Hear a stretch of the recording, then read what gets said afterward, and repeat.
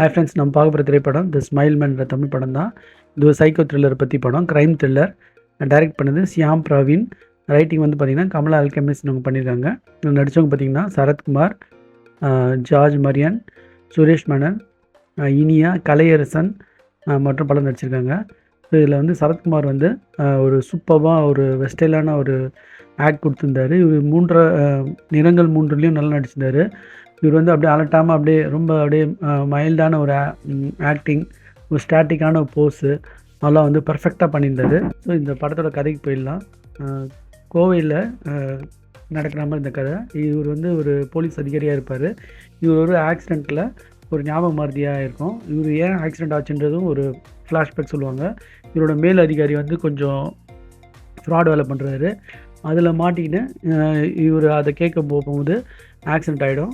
அடுத்தது வந்து பார்த்திங்கன்னா இந்த சீரியல் கொலையை வந்து கண்டுபிடிக்கிறதுக்கு இவரை வந்து உதவிக்கு கூப்பிடுவாங்க. அப்போ அவர் மறுபடியும் டியூட்டியில் ஜாயின் பண்ணுவார் அரவிந்த்ன்ற போலீஸ் கூட.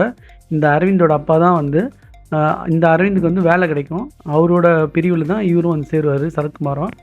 இப்போ இந்த அரவிந்தோட அப்பா தான் இந்த சரத்குமாரோட மேல் அதிகாரி. அவரோட வேலையோட இதுதான் இவருக்கு வந்திருக்கும். இப்போ இவர் அப்பா எப்படி இறந்தார்ன்றது சரத்குமார் வந்து ஒரு ஃப்ளாஷ்பேக்கில் சொல்லுவார். அதெல்லாம் ரொம்ப அழகாக நாட் போட்டிருந்தாங்க. படம் கொஞ்சம் ஸ்லோவாக போச்சு. அடுத்து இந்த சீரியல் கில்லர் வந்து யாருன்றது வரும்போது பர்சனலாகவே இவர் சரத்குமாரோட ரிலேட்டடாக வந்துடும். அதுதான் ஒரு பெரிய ட்ராபேக். அது இவருக்கு அடிக்கடி ஞாபக மறதி வேறு இருக்கிறதால இவர் ஒரு இன்ஃபார்மர் வச்சுருப்பார். அவர் மூலிமா கண்டுபிடிக்க முடியுதான்னு. ஸோ அதெல்லாம் வந்து நல்லா இருந்துச்சு. ஸோ அடுத்தது வந்து பார்த்திங்கன்னா அந்த கொலையாளியை பற்றி பின்னணி சொல்லும்போது ரொம்ப ப்ரெடிக்டிவாகவும் ரொம்ப போரிங்காகவும் ஆகிடுச்சு.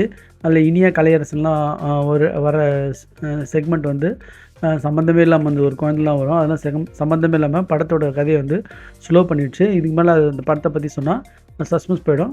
சரத்குமார் மட்டும் நல்லா நடிச்சிருந்தார். இதில் ஒரு சரியான காமெடி ஒன்று இருக்குது ஃப்ரெண்ட்ஸ். அந்த ஒருத்தர் ஹீத் லெட்சர் மாதிரி ஒருத்தர் வந்து காமெடி பண்ணுவார்.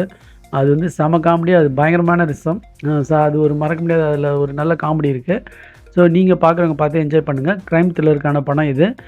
பட் அந்தளவுக்கு சுவாரஸ்யமாக இருந்துதான்றது பார்த்தா செகண்ட் ஹாஃப்லாம் வந்து ப்ரெடிக்ட்லாகவும் கொஞ்சம் ஸ்லோவாக ஆகிடுச்சு. ஸோ நீங்கள் பார்க்குறவங்க பார்த்து என்ஜாய் பண்ணுங்கள். Thanks friends.